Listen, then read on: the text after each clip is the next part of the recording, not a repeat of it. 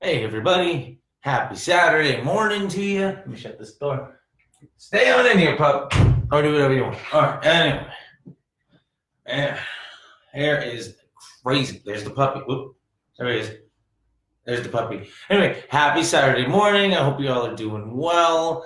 I know we had a hey Alex, how you doing? I know I want to say thank you to everybody in the group. We had a huge blow up. Some of y'all really took it to heart this week, and we're nice enough to invite one friend.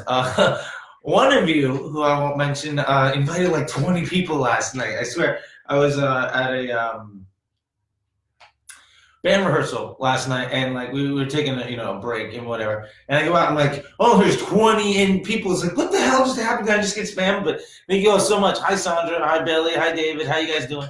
So anyway, I want to say thank you. And I know there's a lot of new people here. And I know there's a lot of people that have been fussing, are poking around and stuff. So I wanted to kind of give a little bit of a review of the channel, and then we'll go over to today's live, and then we'll get to what we're getting to. So first off, this channel is all about Facebook ads, it's bots, it's other channels as well. Like we've gone into Snapchat, we've gone into Pinterest, we've gone into Google, a lot of Google stuff, and then we're talking about not just how to run the ads, but also what are the best practices for running the ads? What are the best ways to run your business, right? Documentation, advice, a bunch of this kind of stuff that's more important because a lot of the people in this group aren't just media buyers, they're business owners. Whether it's people trying to run dropship stores from Germany or Australia, or people in America, or Germany or Australia or United States, or I guess I already said that, Brazil, UK, wherever, all over the world, of people that buy media for other folks, trying to make businesses work for themselves. And a lot of people are retired, trying to get a second income, or are trying to start off a life that were based around something other than flipping burgers. I had a huge success this week from somebody who, this is the first job they've had since babysitting, and they're able to pay their bills. And that is just, it's amazing. I had a one-on-one last week with a fellow from Canada who just everything fell apart, and then I got into here, and this is making it work. So this is an opportunity, and that's really what this is all about. So one is, let me help you guys take full advantage of the opportunity you've taken on. This is a scary thing. It can be risky. It can be exciting. There's a lot of fun. There's a lot of money. So let's do what we can to kind of make it, make that go. And also, I'm not a get-rich-quick guy. I'm not here to sell you anything. I don't have anything to sell. There's no courses. We got ebooks, right? Because I just put down my best practices so I can help people out, and so that I can remember what I'm doing, and I share that with everybody. So there's no end here, and the bottom line is I don't need it. I do well enough on my own, and helping you guys really means a lot to me. Plus, sometimes I'm so far up here because I spend a shit ton of money every day. That talking to people that are only spending like 500 or 5,000 or 10,000 a day, helping people at that level, or down at a 100 a level, right? Even somebody trying to go from 10,000 to 20,000 a day, like somebody that's down there, all my experience from having spent over $1 million a day,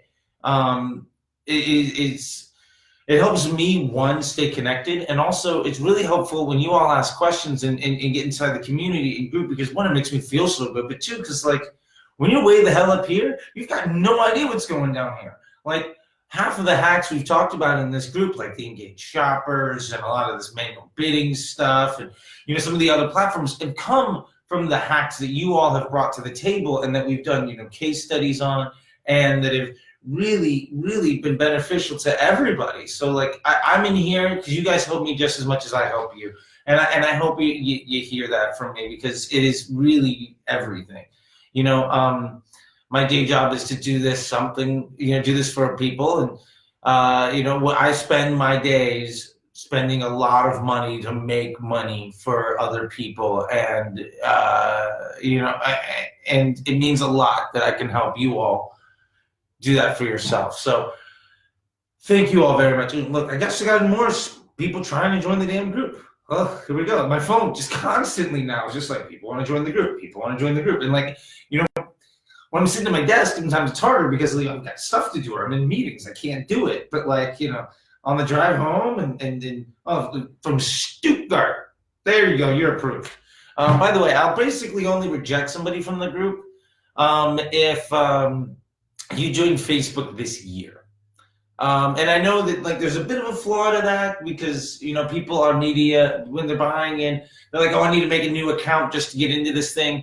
But I had to clear out about 300-400 people out of the group at once about 2 months ago because there was just so many spammers. I was kept like knocking people out, like because every post that goes into this group goes by me. I personally approve and respond to every post that comes into this group.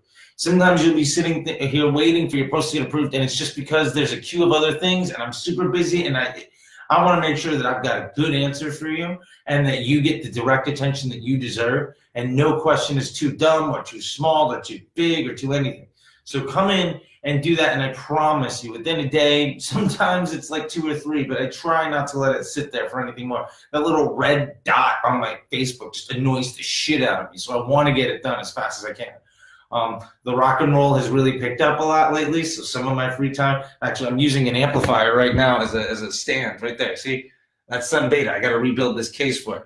But the rock and roll has picked up a lot lately, so some of my free time is gone, but it doesn't mean I don't care about you guys, and we're going to do this thing, all right? So anyway, with all that being said, hey Jet, is it Jeeton? I'm going to try this again. Is it Jeeton? Every week I try to guess your name and I don't get it right. We're going to get there. I'm wondering maybe it's like an H sound or like a Y. I don't know. Anyway, let's move on. So this week we're going to cover a couple things. One, we're going to cover homework. We have homework this week, and that's going to be really, really helpful. If you do your homework on any week, you can come in. You can get. Damn it! It's not. Okay. So yeah, we got homework this week. If you do any of your homework from any of the weeks. Then you can go and I'll give you, when you submit that homework, you can just send it to me or post it in the group. Okay. And then I'll send you an ebook, any one of the things from the Patreon that you want, right? So all that stuff is available to you for doing the homework. Other things we're going to cover this week, constant questions about CBO. So we're going to cover building CBO. Best practices for using it for prospecting. And we're going to talk about retargeting, best practices for retargeting, which is in an ebook, but we're going to cover a lot of that ebook today. So, and also the CBO is going to be an ebook that I'm working on starting this week, starting this weekend, and hopefully it'll be out by the end of the month. I'm hoping you actually get it out way, way sooner than that. So, because you guys asked so many questions about it, and honestly, like, I keep learning so much about it, because the teams that I'm working with, like I get, we're getting there, right? So we're gonna have ebooks on CBO, and it's changing, and we're gonna do a review on the CBO stuff that's going into the ebook. We're gonna get into retargeting. We're gonna get into a lot of your questions this week. I really appreciate. There's like almost twice as many questions this week as last. Hey, Zohar, how you doing? It's really, really helpful to get to that stuff. So to review, we're going to go over homework. We're going to go over prospecting with CBO. We're going to go proper retargeting.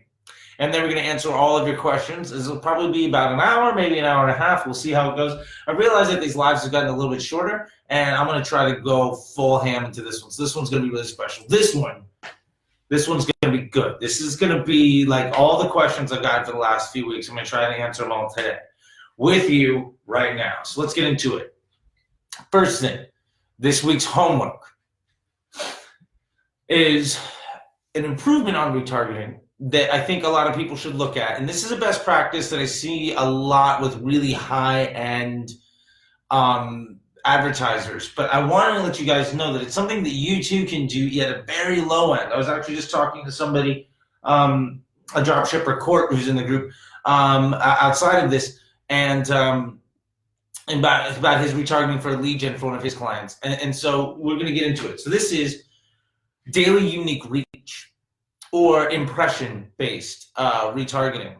Now, majority of the time, especially for DR advertisers and lead gen folks, and really anybody doing retargeting to make money, you want to make sure that you've got your audiences broken out. And we'll get into that later. Now, what daily unique reach does, let me actually recap. So the majority of your retargeting is going after, if you're trying to sell something, a conversion objective.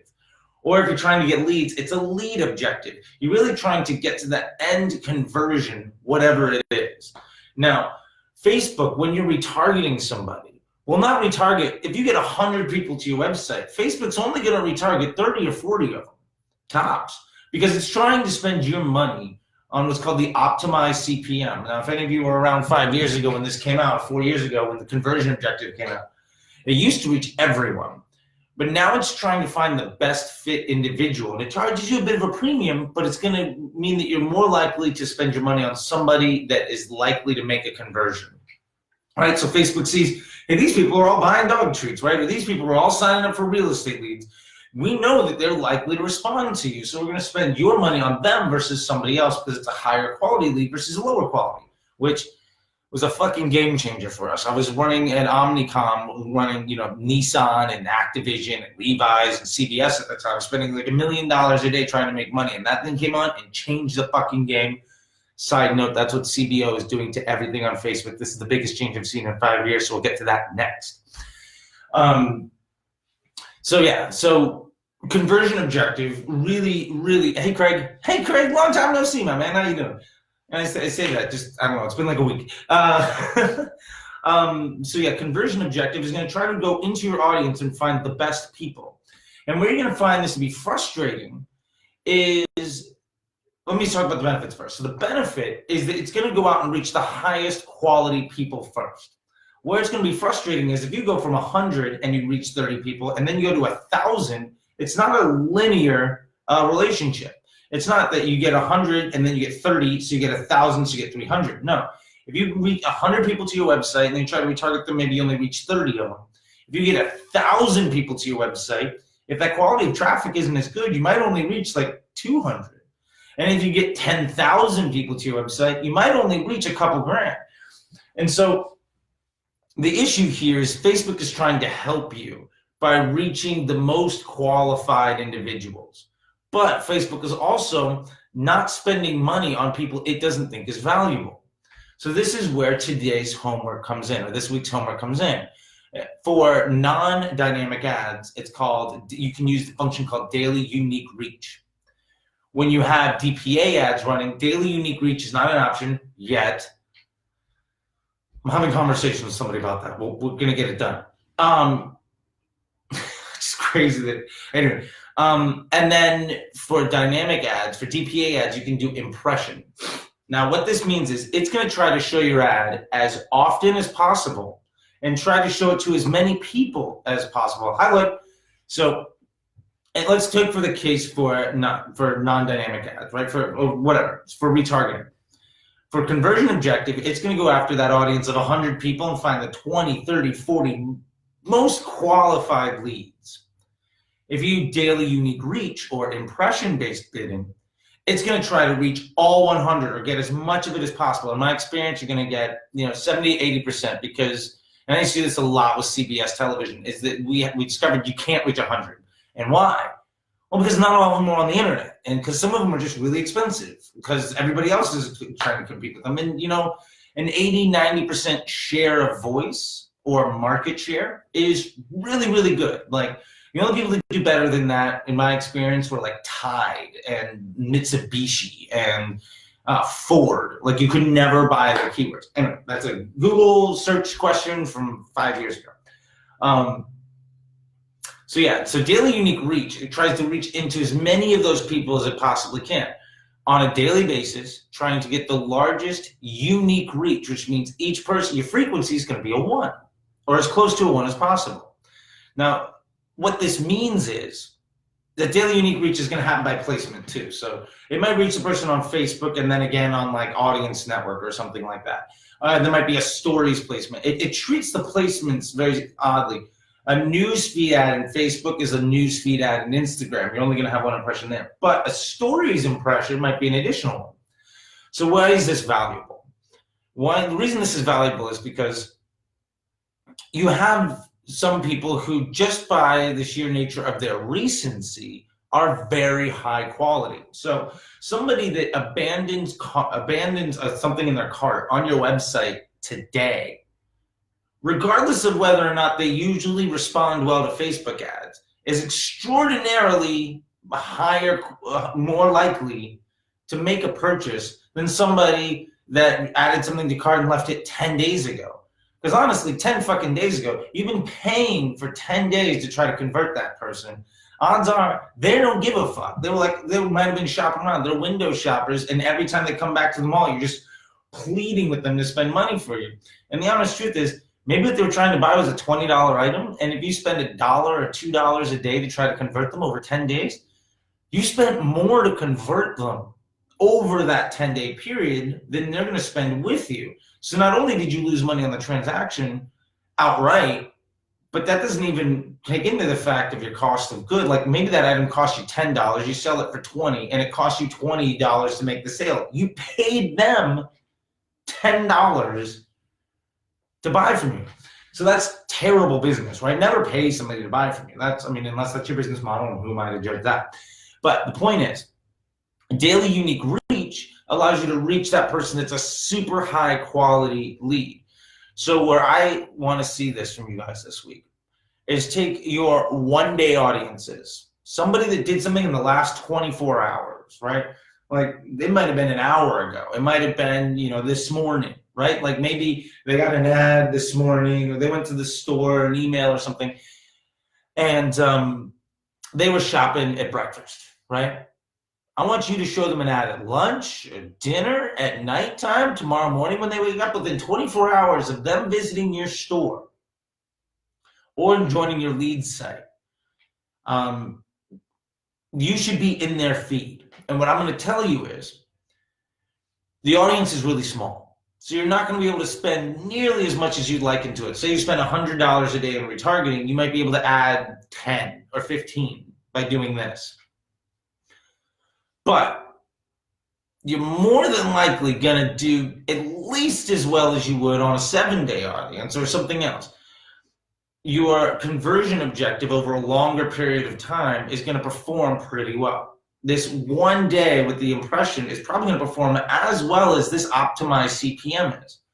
So what you're going to find is you're going to be able to spend more against the highest quality audience, which is going to drive up more volume. And in my experience, and what I've seen from a lot of people that I've talked to, you actually do it at a much higher efficiency. Say your retargeting comes in, let's use bullshit numbers. Say your retargeting comes in at a 5 on a 7-day. It's not gonna, but let's just say that. Let's use a more realistic number.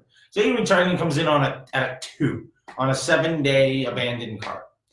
Your 1-day abandoned cart with unique reach might come in at a 5 or a 10. Now you're gonna not be able to spend nearly as much, but it's incremental gains. And what are we really looking for at the end of the day is either the lowest CPA that we can get to get that initial purchase or to get any purchase from our store, or have the highest return on ad spend, which means you're trying to spend as much money, trying to get as much money as we possibly can out of every dollar that we spend.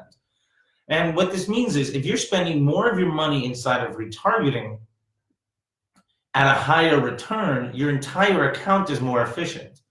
Now, this might mean if you only have $100 a day to spend, and I'm just using 100 because it's a really easy number. If you only have $10,000 a day to spend, it's the same math. But if you only have $100 a day to spend, you might be spending 70% of it, 80% of it on that first touch ad. And then you're saying, well, retargeting doesn't work for me. I just need to keep pushing that first touch. What I would say is try doing this on your retargeting. Maybe you can spend $5 that you would have been prospecting on this daily unique reach. And I can't guarantee it because guarantees from anybody and talking face on the internet is absolute bullshit. But what I will have a super high faith in, and what I want to see from you all, is that you spend that there. And it gets you a super high return. Maybe it gets you the 3x, the 5x, the 10x return that you were really looking for. Now it's going to be the only way you scale that is by spending more of your money inside of prospecting. And that's how you scale your entire account. And I see so many people making the scaling conversation and they have it backwards. They try to find the best first touch ad they can, and they're getting they say, well, my store needs a 1.5 to break even, or 1.7 or 1.3 or a 2 or whatever it is. Let's go for 1.5 because it's simple math. Say your store needs a 1.5 to break even. And you're really relying on your prospecting ad, your first touch ad, to deliver like a 1.6 so you make any money. What I would argue is If you can get retargeting to come in at a 2 or a 3 or a 5 with some of this daily unique reach stuff or impression, if it's DPA, then if you spend 20% of your budget on a 3x or more, your prospecting can actually come in at like a 1 or a 1.2, and you'll still net out at that higher number. And the way you can kind of map this is if you take your percentage of spend and multiply it by what your return is. So say 80% at a 1 is 0.8 times 1, right? Plus maybe 0.2 times 3. And that number right there is going to give you your expected return on ad spend. And that's a simple math equation, but that's how you can project what this is going to do for you. So the homework this week, again, is go in and you can duplicate. Now, this is a situation where you can duplicate ad sets. So take a duplicate of your ad set, of your shortest window retargeting. And I would go for 1 day. If you have a really low volume, maybe it's a 3-day. Never go past that. Like, there's just no need. You're going to lose the efficiency of what daily unique reach will get you. Unless you have super high volume. I mean, you're getting hundreds or thousands of people to your store every day, then there's some value to there. Very few of us are in that situation. So take your shortest window, and maybe you do it on your add to carts, your initiate checkouts, your payment ads, your view content, your site traffic, top 25%, because you're eliminating those 75% of window shoppers right away because you've been paying attention. And run that at daily unique reach. Or if you're doing DPA ads, run it on impressions and try to just a very small budget amount. You know, maybe $20 a day on each one of those audiences, whatever you can. And the honest truth is you're probably not going to spend it. You're not going to spend in full, but you want to never leave an impression on the table. And so hopefully what you'll see there, and maybe it'll take a couple of days, you know, for the algorithm to learn. But what you're going to see, if you start it today, by this time next week, you're going to get a couple sales. We're going to have days that are like a 3, a 5, a 20. Like I've seen crazy fucking numbers. Now it's unstable. It's not happening all the time. But if you can build a system where you're like, I know that I'm going to get at the end of the week, this is going to come in like a 3.5, or this is going to come in at like a 7, or whatever the number is. If you know that you can rely on that number, then you can project your spend and prospecting to be more. And then you're not just scaling one campaign, because scaling one campaign will forever be a way that you're going to lose. You're scaling your entire account. That's where you win. And how do you measure all of that stuff? You look at the last ebook that we dropped, and you go in there and you start measuring all of your performance by part of the funnel and by type of campaign. I dropped in, it's called the Scrum Doc, right? That's something that I took from an ad agency years ago. I use a version of it every day, and I dummied up some numbers and a bunch of, you know, insights based on those dummied up numbers. And I showed you how to do it, and I included all the equations that you're going to need and the layout. So it should be very easy for you to take it and just build something inside of Google Sheets that looks a lot like it. Now, I recommend Google Sheets because you can share it with partners, and you can pull it up on your phone. You can pull it up on somebody else's laptop. And I prefer it over Excel just because Excel on a Mac is annoying. But anyway, that way you can see the net effect of your daily unique reach over the entire course of your campaign. And you can see, oh, I'm spending 20% on retargeting, and the daily unique reach is rising my spend there. I can't afford that spend, so let me drop a little bit in prospecting. What happens? Your overall return, your ROAS, goes through the roof. Your volume of sales goes up. Your CPAs go down. And that means you take your store that's working at a 1.5 and it immediately goes to a 1.7 or a 1.8. What does that mean for you? Especially if your goal is like a 1.3, it means you can spend the fuck up on more prospecting to drive more volume to the daily unique reach and more volume into the retargeting. So anyway, that's your homework for this week. Daily unique reach. All I need from you to prove that you've done it is send me a screenshot of your ad set name. And then the thing next to it says daily unique reach. That's all I care about. And maybe do a little blurb saying, I drove in daily unique reach. I'm spending $10 a day and it's working out for me. Or I'm doing this thing, I'm spending $20 a day and it's a complete fucking failure. Charlie, you're an asshole. In which case I'll give you my sincerest apologies. And because you've done the homework, I'll give you anything that I have for free. And if it's not working for you, Let's get on a call. Maybe we can arrange a one-on-one and we'll see how to make it work. There we go. All right, now, the two topics of conversation we're going to cover this week before we get into your questions is CBO. And by the way, if that was helpful for you, please, even on replay, go into the comment section and say, yes, daily unique reach is helpful for me. I want to know the homework, if it's good homework for you or bad homework for you, because some weeks the homework gets done and some weeks it doesn't. And the honest truth is, I don't know if it's because you guys weren't watching or because I just had a really bad idea of what homework to give you. So please go into the comment section down there for me and just give me a, hey, that homework was cool. Or, fuck you, Charlie, that was a waste of my fucking 20 minutes. In which case, whatever. So what we're getting into now is best practices for CBO. And I want to get into this because I see a lot of people, thank you. I see a lot of people saying a lot of mixed things about CBO. And I see a lot of people really fearing it. And I see a lot of people really rejecting adopting it. So the first thing I want to say is CBO was designed by Facebook. Man, that's because my conversations with them. CBO was designed by Facebook to make the bidding process easier. So it's there to make it easier for you to do your job. Second, about avoiding it.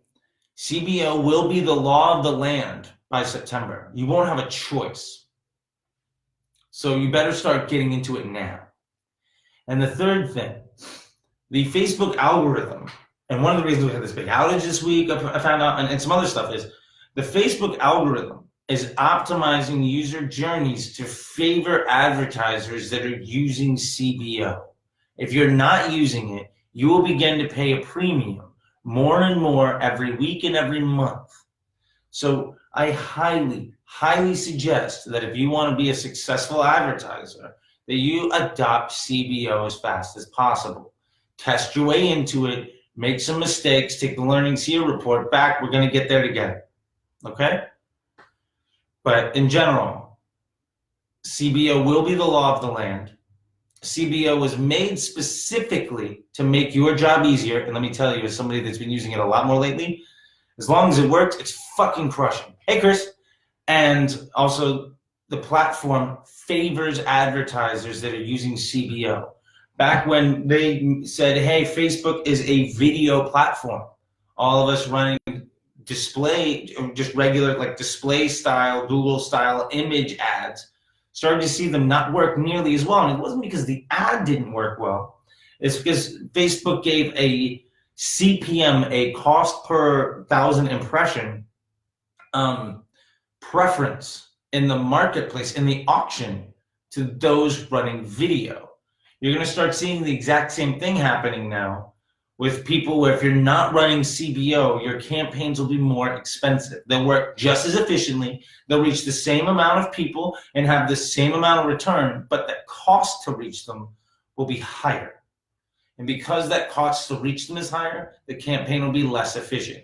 If you reach 1,000 people for $10 today, it's going to cost you 15 or 20 in the coming months. So adopt CBO as much as you can. All right.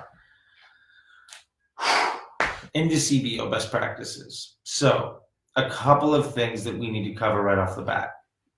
What is CBO? CBO is campaign budget optimization. Classically, we've set our budget levels at the ad set, right? And a campaign was essentially just a structural thing that held ad sets, and the ad sets optimized the ads within them to the users that were most likely to respond to that ad. And we, every day, would go in and adjust our ad set, or every a couple days, we'd go in and adjust our ad set budget levels and to try to react to the previous few days' performance and try to get ahead, to try to stop losing and scale where we're winning. There's a lot of things that I see also people are afraid to do is spend down. If you're spending 500 a day and the thing's failing, go to 300. There's no reason that you have to spend that certain level. I recommend, if you know that you're constantly getting a certain return every day, say you're spending $100 a day and you're seeing results between 80 and $120, set your spend to 80. the odds are you're probably going to get, if you set it to 80, your results might be 75 to 100 because there's a certain threshold in the bidding structure that's preventing you from getting to a certain place.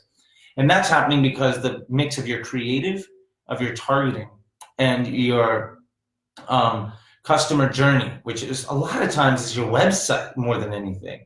People's websites with all these click funnels and stuff, making things extraordinarily difficult for someone to buy. The best converting sites I've ever seen in my life are the ones that are the easiest. Do you think Amazon has a click funnel? No, you go to the page, you're like, I want that, buy now, done. It's done in 3 clicks. If you've got a 4-stage click funnel, you're like, oh, it really, really works on prospecting ads. Great. Try to scale that. You're going to come back here saying, I can't scale ads on Facebook. Facebook's garbage. No, it's the site is garbage because you're making it too hard for someone to buy.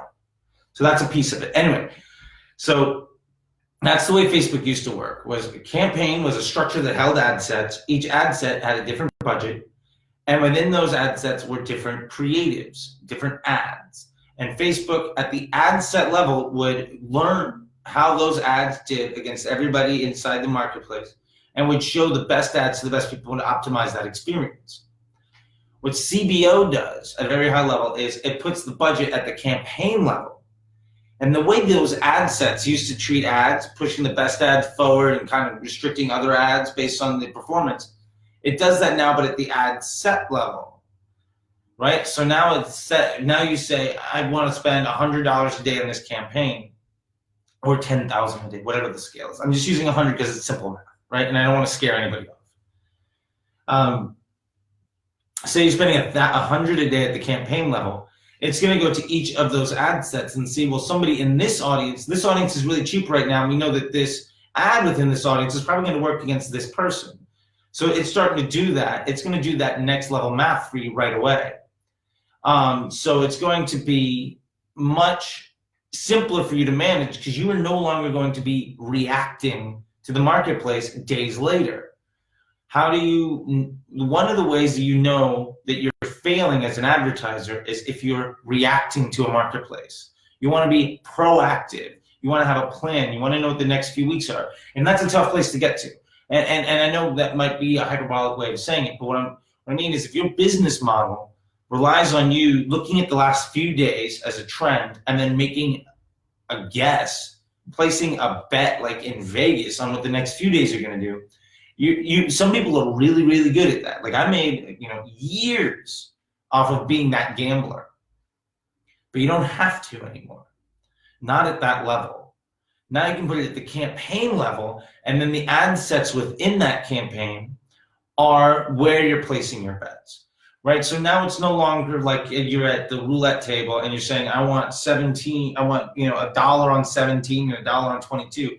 You're saying, hey, I've got $100. I'm going to put it on everything. These are the 10 to 20 things that I like. And the return on that is going to pay enough for me to win. This might be like in horse racing or in golfing. A return on an average golfer, if you bet them to win, is like 15, 20, 40, 60 to 1. You can place 20 bets, and if you hit any one of them, you're profitable. It's the same kind of thing. Sorry, I'm a bit of a sports gambler. It's what I do on the side. I put in 50 bucks at the beginning of the season, and then when I lose my money, I crap out. But I'm doing all right. Anyway, the way that this works now at the campaign level is now your ad sets define who the audience is that you want to show the creative within that ad set to. So there's 2 different ways of looking at this. First way is you say, I want to run the same creative everywhere. This is my best ad. And hopefully you got 2 or 3. Because somebody might respond to video, somebody might respond to an Instagram story, somebody might respond to an image. When you've got all 3 inside of that campaign, inside of that ad set, and then you say, these are my best foot forward. I want to run them across these audiences. Now your question is, well, what audiences do you run? Is it 3 audiences? Is it 50 audiences? And how do you build it? And do you worry about audience overlap and all that other stuff? So what I've been talking about a lot with you all is a strategy that I've been developing called bucket-based CBO.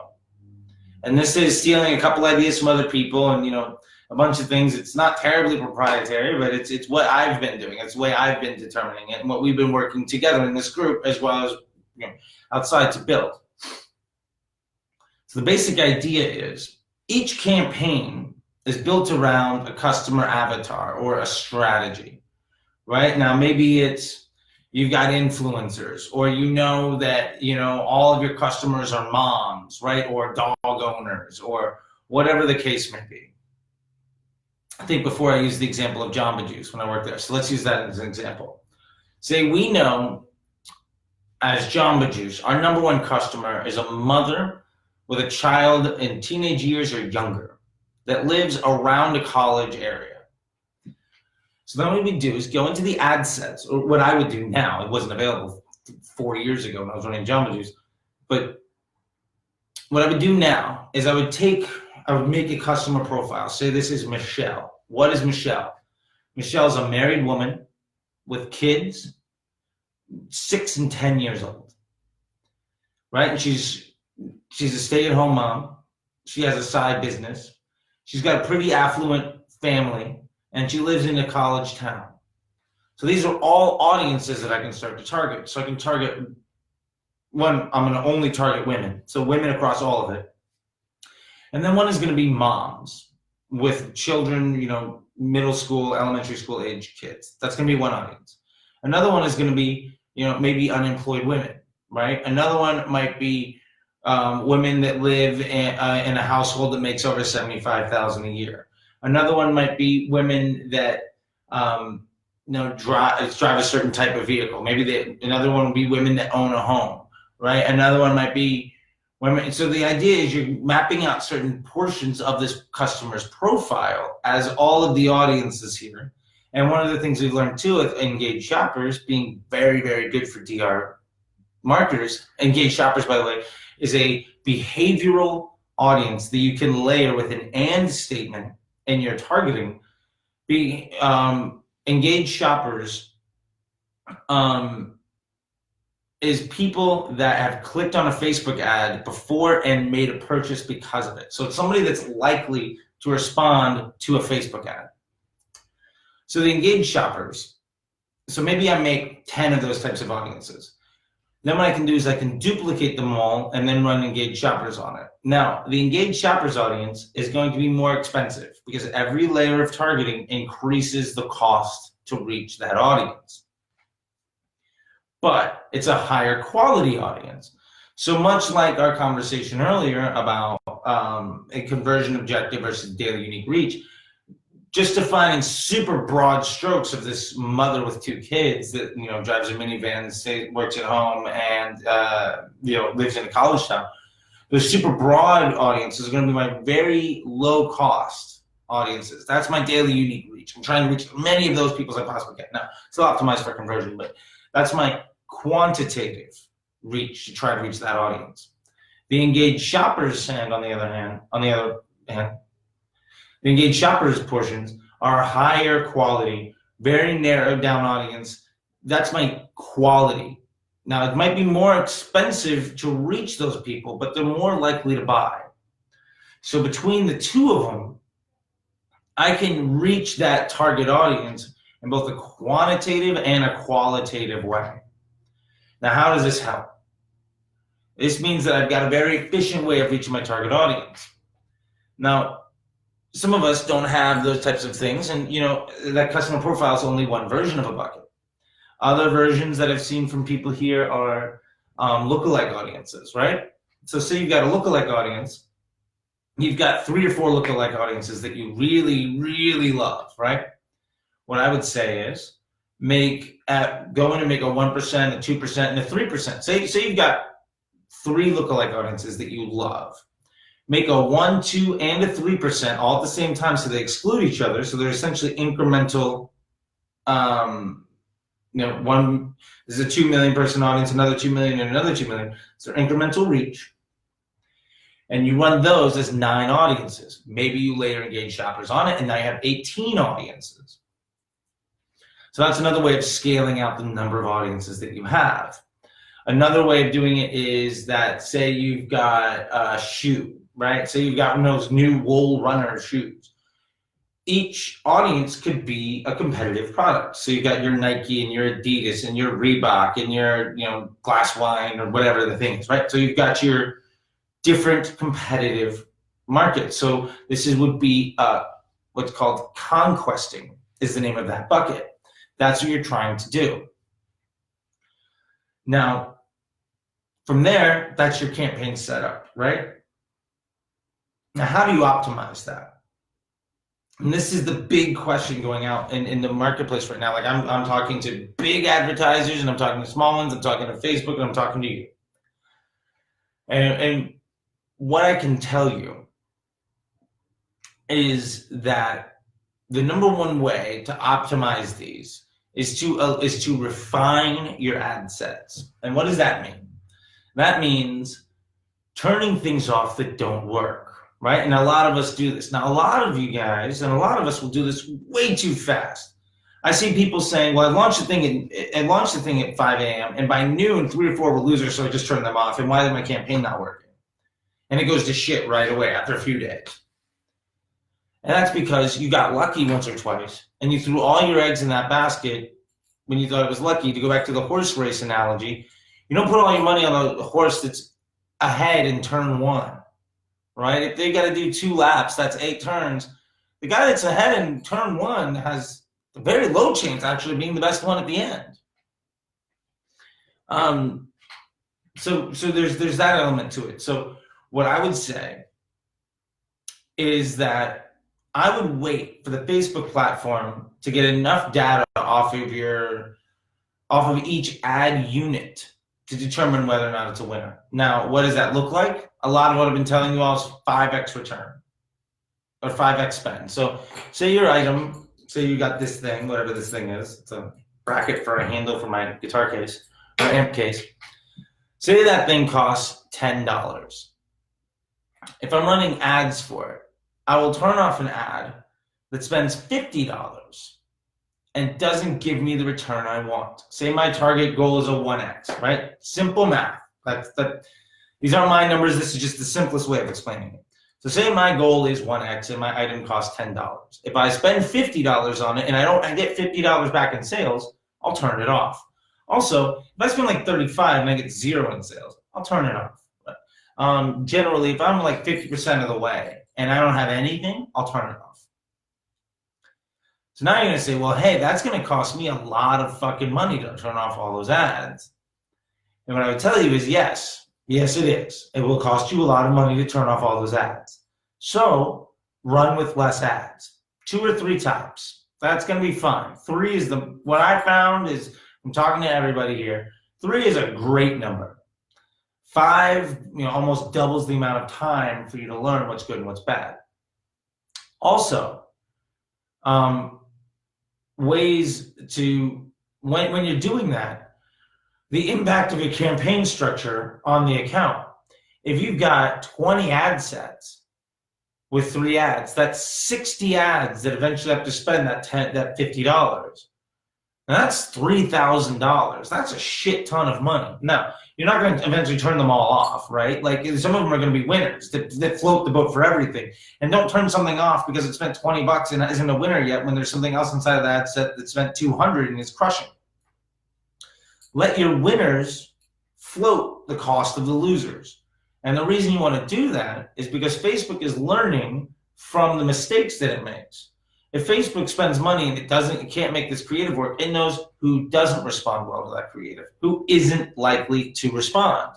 And that's just as important as who does win, right? If you have a child, you never shield them from all the bad things in the world because then they're going to grow up to be completely stuck up individuals, right? I mean, that's the story of like Buddha, right? And he was completely, hidden. All the sick people of the world were completely hidden from him. And then he goes out and sees all these sick people. He's like, holy, what's going on? And then he devotes his entire life. Anyway, that's a whole other thing.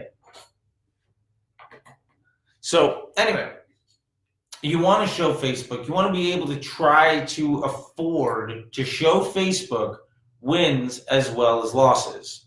And that means that your campaign will be smarter. So in practice, now we've got 20 ad sets for this conversation. We've got 20 ad sets with 3 creatives in them. And as they're spending, maybe your campaign is doing well over the first few days, and then it starts to fail a little bit. And the reason that happens is because it knows based on your previous performance, well, this creative is going to work really well on this people. It's going after that low-hanging fruit, the stuff it knows right away is going to work.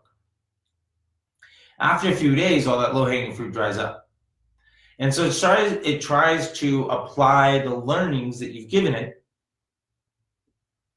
and to find other leads or other buyers. Now what happens there is it's going to fail. It's going to fail repeatedly over and over again, but it's going to learn from all those mistakes. So you have to go in and see, like, okay, this thing, my whole campaign is coming in right around my goal. And the net effect of it over the course of the week, I had some really good days and I had some bad days. But the net effect over the course of the week is I'm still right around where I need to be, because you don't want to be reactionary to each day. Look at 3 days. I look at 7 days at a time. How was the last week for this campaign? Is it doing well? Because remember, if you make 3x your money one day and then you lose half of it the next, you're still up. So don't look at one day. Don't be reactionary. You want to start planning ahead, and this is how you're doing it.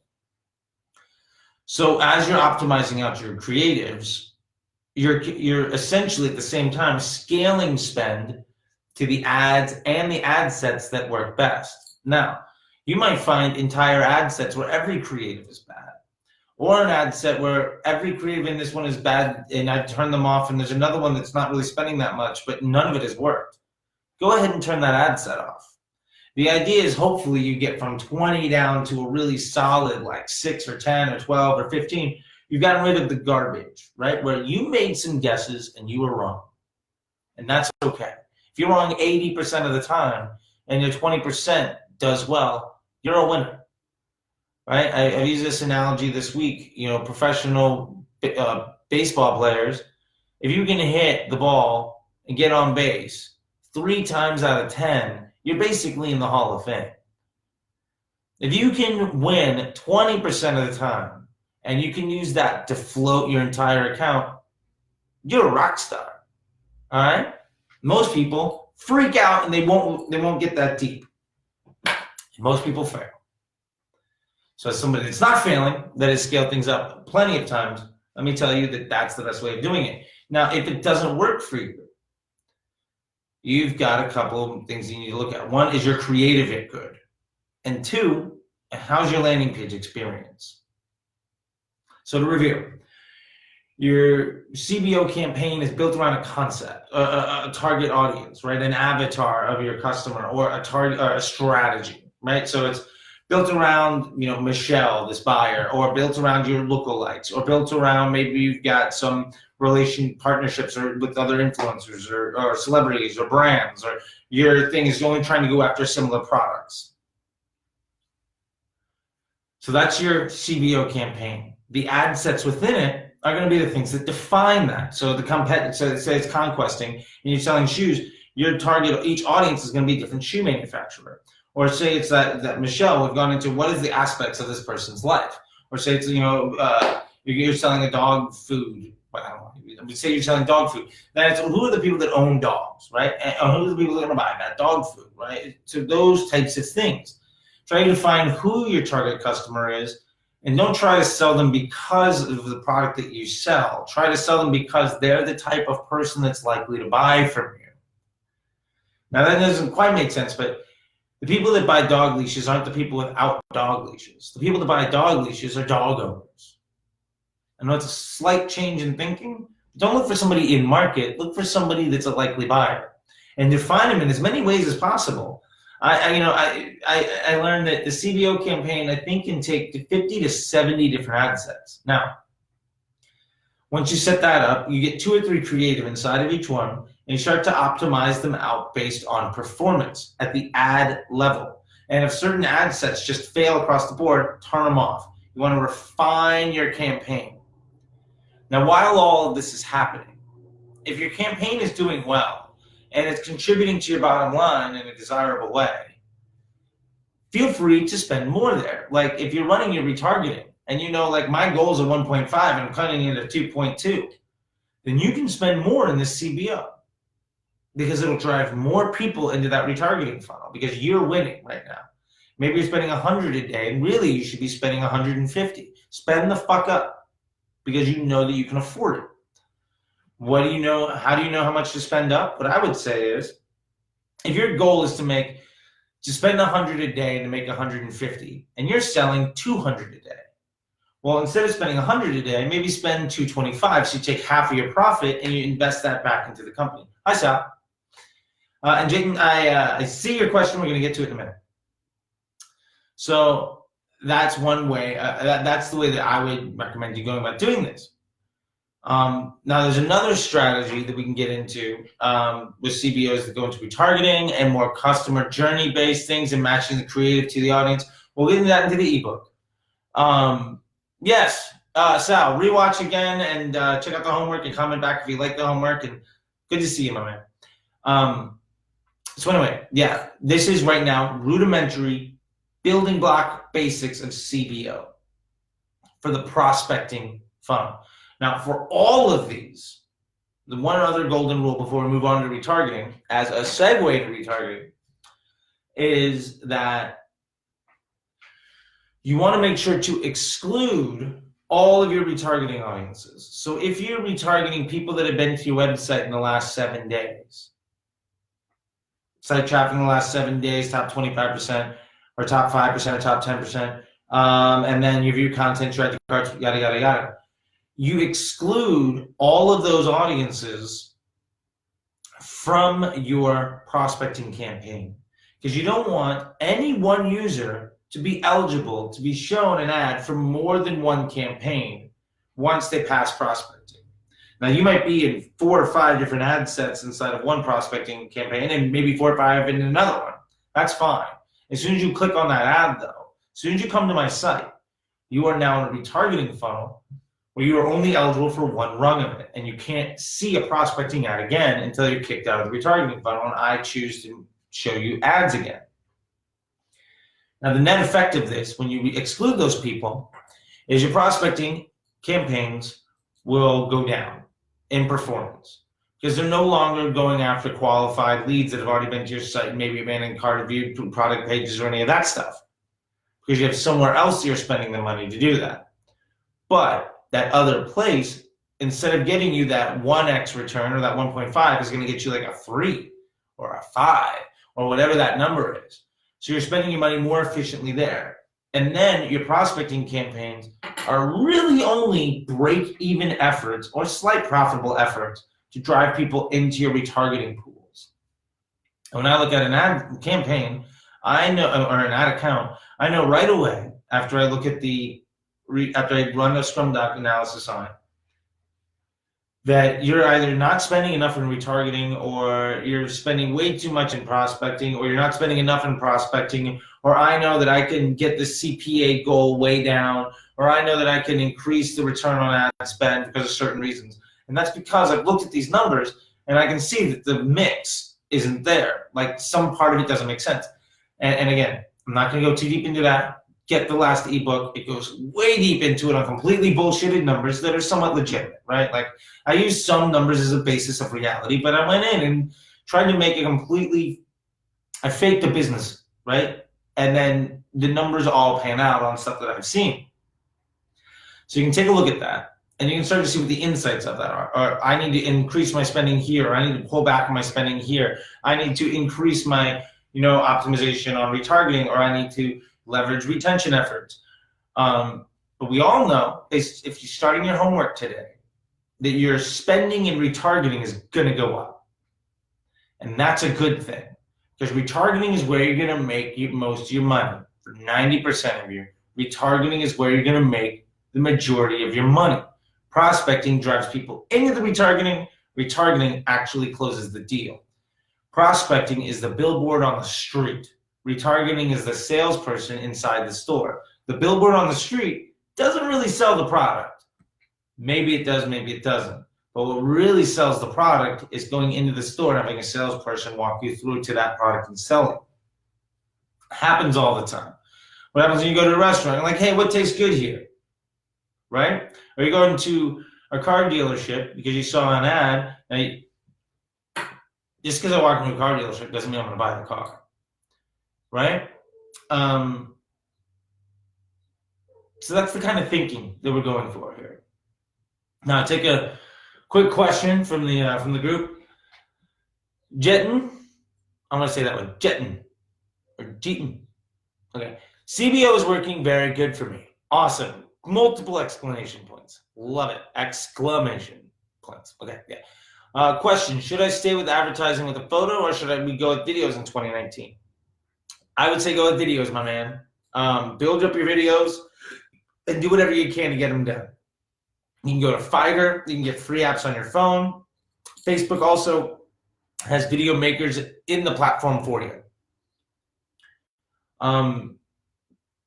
Your CPM on a video is going to be much lower than your CPM on a picture. Because your CPM is lower, you're going to reach more people for cheaper. When you reach more people for cheaper, you're more likely to make a sale at a higher profit. If that makes sense. Hopefully it does. If it doesn't, message me and I'll walk you through it. But yes, use video. Don't abandon photos, but use video. Okay. Now we're going into retargeting. Wow, that was a good chunk. And again, if you like that section, can you please go into the comments and let me know that yes, CBO really worked. And this week, when people ask in the group, what about CBO? Please send them back to this if you think it's valuable. And if you don't think it's valuable and you think there's any issue with it, write to me right there in the comments section. Or I guess if you're watching live, it's like right here. But whatever. I'm on my laptop, so there you go. Give me feedback. I want to make sure that this is as valuable for you as possible and that I'm giving you enough actionable data or actionable insight without getting too into the weeds of any one particular data set. Hey, Sandora says CBOs work well for me. Great, awesome. Everybody that CBOs are winning for, go into it. I'm going to make a poll this week. Are CBOs working for you, yes or no? And then anybody that says no, you comment their name in this thing, or I will, whatever. That sounds like fun. I got to remember that. Okay, good. Just locking in away if I can. Okay, so it's been an hour. Thank you all so much for sticking with me. Let's get into the next bit. Retargeting. Now, this is in an ebook, and I'm probably going to start to try to do voiceovers on the ebooks, and this might be the first one that I do it with. But the basic element of retargeting is our prospecting efforts. Are to try to drive people to our store. Our retargeting efforts are to try to make the sale. So how do we do that? Some of the best ways that I've seen is what's called the highly segmented strategy. And the highly segmented strategy says that I want to break out users by level of intent and by recency. So we make audiences for 1 day, 7 days, 14 days, 30 days, something along those lines. Now, I never go to 30 days. 30 days is an awful long time to try to spend money on trying to make a sale to somebody. And unless you have a super high price product, you're going to lose. By the time you make that sale, you've lost money on that customer.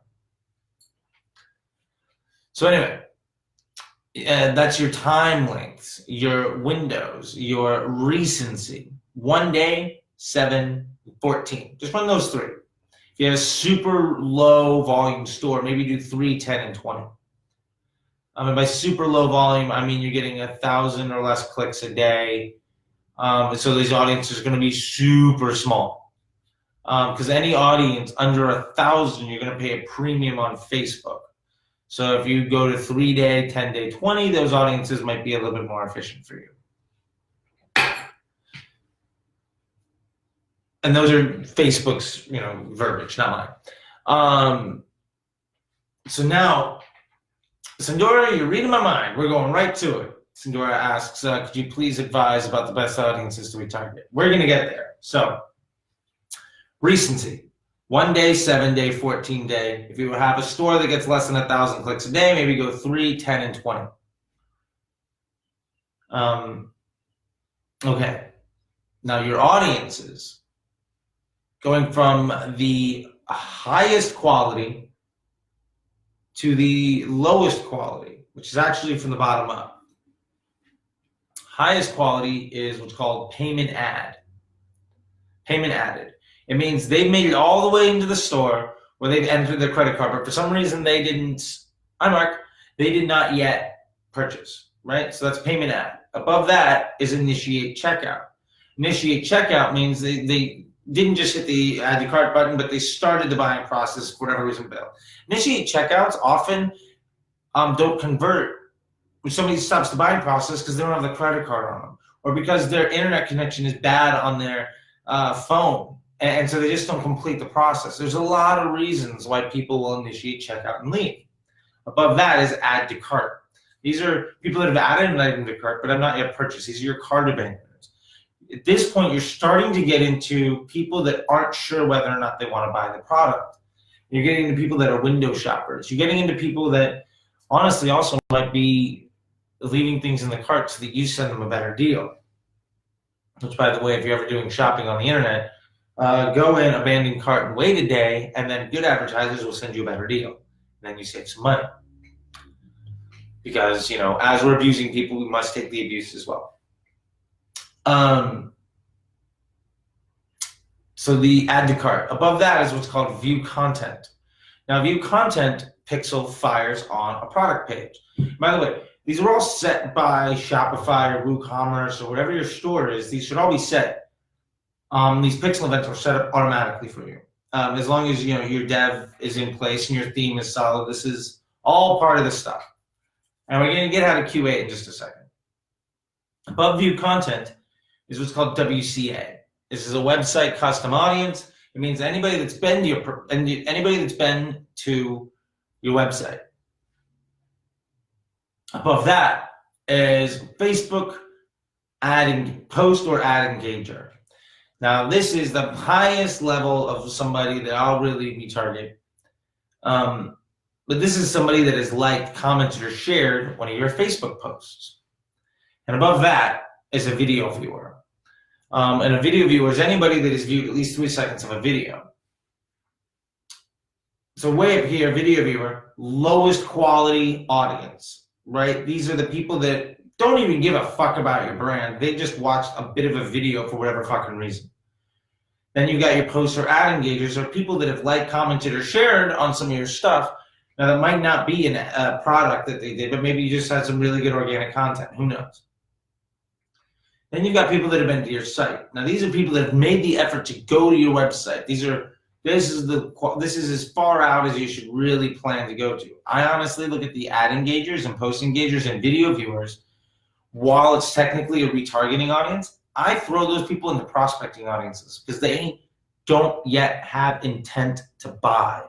I retarget based on recency and level of intent, right? So somebody that doesn't have any intent is a prospecting audience. And you might have watched one video. It doesn't mean that you watched a video that's actually about buying a product. You might have hit like, comment, or share on some piece of organic content. You might not even have ever known that we were actually selling it. So, website custom audience. Now, view content is below that. That means they've made the effort to click on your page and they've gone to a product. Add to cart means they've added that, add to cart means they've added that item to their cart, right? But they didn't, so they've added that item to their cart. Below that is initiate checkout. Not only did they add an item to the cart, but they wanted to buy it and they got in line, right, at the cashier to buy. Payment ad means they've added a credit card payment, but and that's as close as you're going to get to a purchaser. Now, why does a payment ad fail? For the same reasons the initiate checkout does. Sometimes they don't have the credit card on them. Sometimes the billing information is there. Sometimes the credit card gets declined. Tough. Now, before we go on too much further, I want you to get Facebook Pixel Helper. And it's a Chrome extension.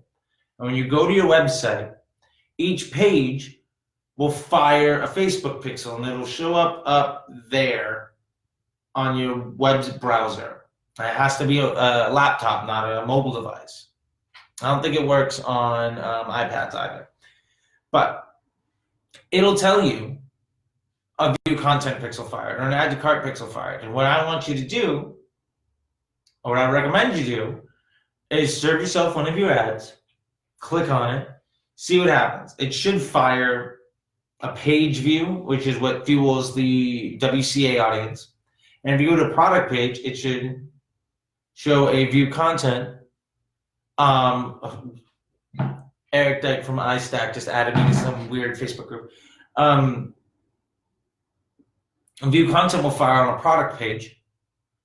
And then when you add to cart, add to cart will fire when you hit the add to cart button, and then you go through the process and you want to QA that and make sure that all those pixels are firing properly. What does Eric say? Can't go this weekend, but can do next week. Okay. Supposed to do something with the iStack guys, some little training thing. Anyway, bottom line. So that's your retargeting audiences. So then what you want to do is you want to exclude your way down, or really exclude your way up. So payment ad, exclude a purchaser. Initiate checkout, you exclude payment ads if you're using that as an audience. If you're running a payment ad audience, you exclude it from your initiate checkout audience. If you're running initiate checkout, you exclude it from your add to cart. If you're running add to cart, you exclude it from your view content. If you're running view content, you exclude it from your site traffic. And what that means from your WCA, your page view based audience. And what that means is that no individual is going to be eligible for being multiple parts of this funnel. I wish there was like a thing I could just draw right here. Are we all seeing this? Little like, anyway, there's a funnel here. I'm in my mind, like in this negative space. Anyway, so in this space, those are the audiences. Now, what I would recommend is your recency and your level of intent. The level of intent can have a longer recency because it's a higher quality audience. So maybe your payment ads and your initiate checkout should go out to 14 days. You do a 1, a 7, and a 14-day audience against them. By the time you get to add to cart, maybe you only run 1 in a 7-day. And if your content, maybe only 1 in a 7-day. For your site traffic, maybe you only run a 1-day, or you narrow down that site traffic to top 25 or top 10 or top 5% of site traffic. And that's called time on site. Inside your create audience and your custom audience, website custom audience, time on site. And when you do that, what you're doing is you're narrowing down that user list to people that are just the most interested. Now, why? It's because the people at the very bottom of the funnel have shown the highest level of intent. So you want to spend as much money as you can to try to convert them. But also because that pool of audiences is smaller, it doesn't cost you nearly as much to reach them. So you might spend $3 a day on this payment ad, whereas you might spend $20 a day on your add to cart, maybe $50 a day on your view content. Now, obviously, you have to adjust your spend level so that your net effect of that retargeting campaign brings you a return on ad spend or a CPA that is desirable. But that view content 7-day audience will inherently be bigger than that payment ad 14-day audience way over here, right? So because of that, you can spend more money against it, but it's going to get you a lower return because it's a lower quality customer. And that's just the way that works. So last thing here on retargeting is how do you optimize it? And what I would say is I look at when you're in Facebook and the ads manager, in the upper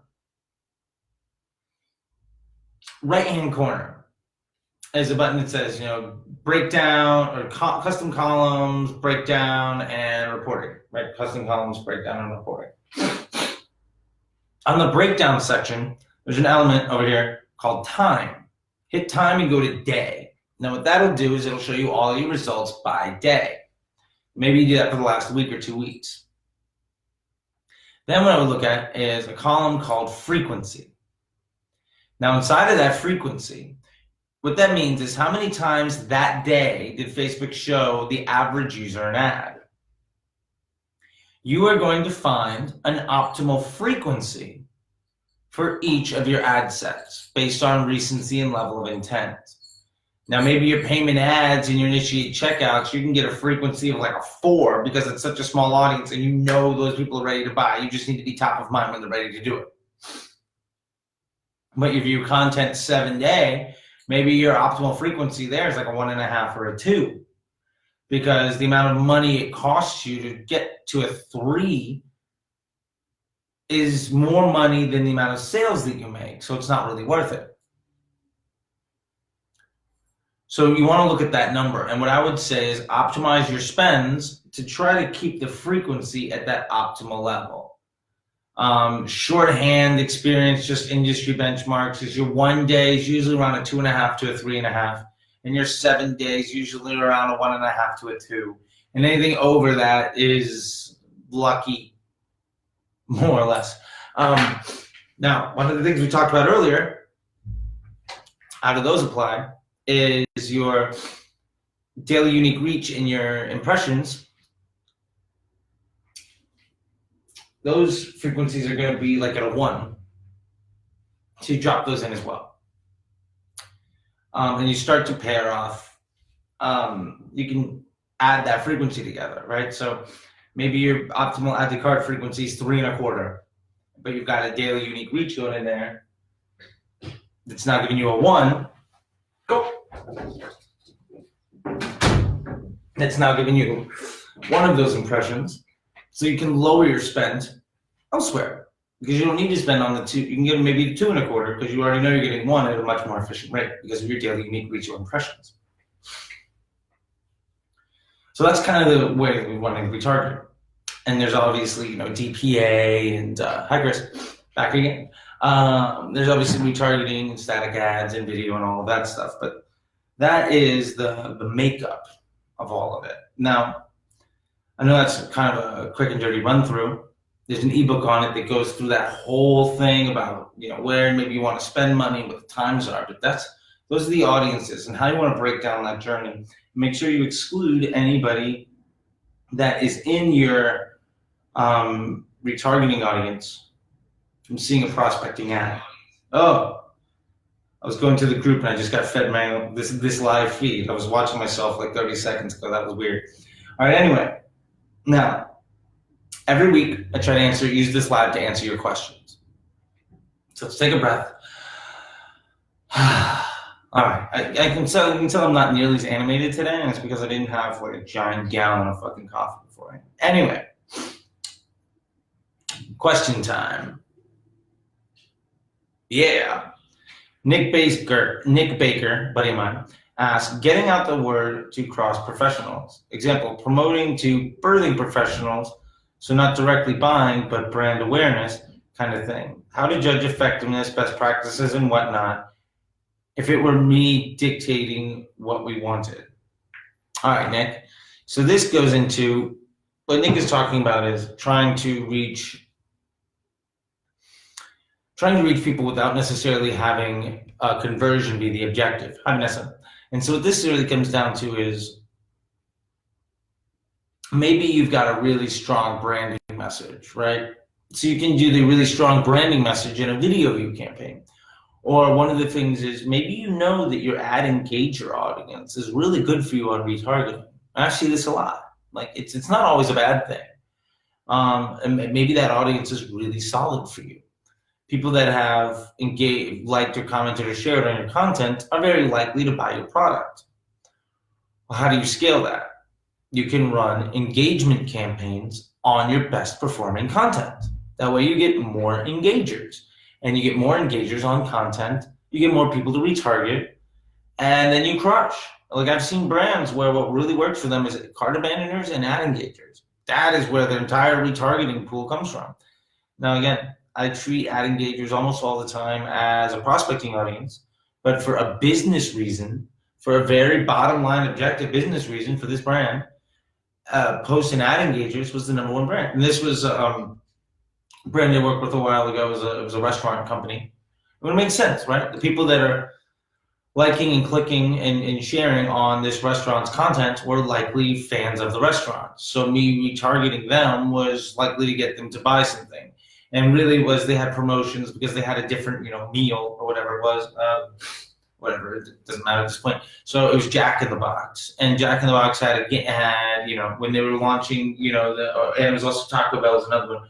But then when they launched like the new chalupa or the Doritos thing, right? They run a campaign to say, "Hey, people, here's the new thing," and then would say, "Hey, look, you were interested in this thing. Let me show you ads for our products," knowing that the majority of the products at the time were built around that product, or the majority of the ads at that time were built around that product. So they're able to drive people to their store. Now, if you make really helpful content for if you want to reach more people into your audience, you can make helpful content for them, giving away advice or whatever. The people that like, comment, and share on that are people going to be very responsive to your product. Retargeting them is going to be one way of driving more traffic to your store, and then you retarget everyone that abandons cart. So the funnel is up here, essentially a brand awareness, an engagement or a video view campaign on a piece of content that people are going to buy. And then retargeting the people that engage with your page's content and trying to send them to your store. And then anybody that comes to your store that abandons cart, you send them something. Now, when this was done for those, it was more of an app install thing, but it works very much for DR. It works very much for lead gen. It works very much for mobile. So hopefully that helps you. Next question from Tyler. How about sequential retargeting? Well, Tyler, sequential retargeting is a bit of a bitch these days. But what I can tell you is the best way of doing that is, in my experience, is running, video view retargeting audiences. So saying when somebody sees this piece of content, show them this piece of content. When they see this, show them this. And you can put those pieces of content either in prospecting audiences, or maybe saying everybody that's been to my page but didn't go to a product page, show them this. And then anybody that viewed that video, show them this thing. And it's another way of getting from site traffic down to add to cart. Instead of doing a conversion objective against them, do like a video, and anybody that views that video, show them the next one. And so that's a good way of doing sequential retargeting. I found that sequential retargeting in customer journeys tends to be pretty solid, but it's hard to really map. The other way you could do it is to say, I've got a $10 product.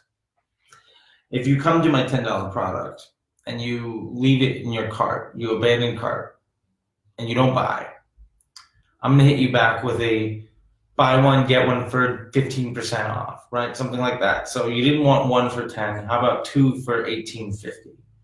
Or you don't like that, how about, 3 for 20, right? It's the old boardwalk t-shirt salesman trick, right? That works really effectively as well. There's a first touch offer, a second touch offer, and a third touch offer. And you see this a lot of time with infomercials. You're selling the knife, right? And it's like, oh, well, I'll pay you $20 for that knife. No, wait. Not only are we going to give you the knife, we're going to give you these 3 other knives in a fancy block and this other thing that cuts fish. It's going to be $50. Like, well, I don't really need all that stuff, but okay. Here's the thing, maybe I'll do it. And they're like, hey, wait. Before we let you buy, we're going to throw in another bag of crap. And it's only going to cost you $60. Now, this bag of crap is worth $200. We're going to sell it to you for $60. It's a great deal. That's the entire infomercial business model. And that worked really fucking well. So that might be a way that you look at your product. You've got a flagship product, and if it doesn't work, retarget with a bundle. That's also sequential retargeting. And I've gone on to hear about some other strategies I've used for that, and maybe we'll get to those one day too if you guys want to hear about the upsells and whatnot. Let's see. Craig says, managing reporting to optimize campaigns. Craig, the best way to manage your reporting to optimize your campaigns is the Scrum Doc. I've used this for years and years and years. I've got a completely bullshitted version that's very legit with insights by funnel as an entire case study inside the as the last ebook. So take a look at that. How to guide with examples. And then the last question Craig asked is, Scaling on volume, creating an evergreen campaign. Well, Craig, this kind of piggybacks. It's a bit of a cop out, but I'm going to go to it. 2 points. One, prospecting campaigns generally are never evergreen because your creative always wears out. And it's not that the creative itself wears out, it's that the most likely buyers in your target market have seen that creative and that the platform has changed to favor a slightly better customer experience based on behavioral trends. So that's where you get your creative fatigue. It doesn't happen until you spend thousands of dollars for weeks or months. Does not happen in like 3 days. No creative fatigues in 3 days. That's it's a misappropriation of terminology. So how do you create those evergreen? And how do you map it? Is one, knowing that you're probably not going to spend enough to worry about something having ad fatigue. So you have to look at your campaign performance, and the best bet to do that is look at the Scrum Doc and look at the trends of your campaigns and say, I know that my prospecting campaign is only coming in at a 0.6, but my retargeting is coming in at a 3. Why can't I get this thing to work? And it's like, well, your entire account is working. Try to spend more in retargeting and take all of your profits and spend that in prospecting, and that's how you scale your entire account. There you go. So yeah, anyway, that's all your questions for the week in here. And then I thought there was more, but let's see. There's just so many. We've just gone in and tried to answer them all with other things. So that's that. Anyway, thank you all so much. Hopefully this has been really helpful. And again, the homework for this week is to do the daily unique reach / impressions. Thank you all so much for watching. Again, join the Patreon. And if any of you all want any more access, there's the Slack. So message about that. I just want to say thank you guys so much. This has been another, what did I just do? This has been another really big week for the channel. And I want to thank again, congratulate again Tasha Miller for last week for winning the one-on-one. I think she went on vacation, so we're going to get together this week and do it. Everybody else, please stick around and learn as much as you can from here. I really love the ability to help y'all out. So without any further ado, I want to announce that this week's winner for the raffle is Anton Leon. Leon? I want to guess it's Leon, and he's French. Anyway, Anton, congratulations. You're again in the raffle, my man. I think this is your second time in the raffle. If anybody else wants to get into the raffle, it's the sexy supporter level on the Patreon, so go check that out. And the winner, every month, we pick out of a hat. I think last month it was a Earthquaker Devices bag, but anyway, we pick a name out, and the winner gets a free one-on-one with me, 2 hours, which we break up sometimes into 2 1-hour segments, an hour and a half segment, and a half an hour. And also, anybody that gets into Patreon has full access to everything, all the ebooks and all of that stuff. So get in there, check it out, and if you're still here at an hour and 23 minutes, I want to say thank you. And it would mean the world to me if you invited one friend to the group this week. One person that you think is going to benefit from this. Thanks. Don't be afraid to ask questions. Send me your homework. Anybody that does the homework gets anything from the Patreon for free. All right? Talk to you later. Bye.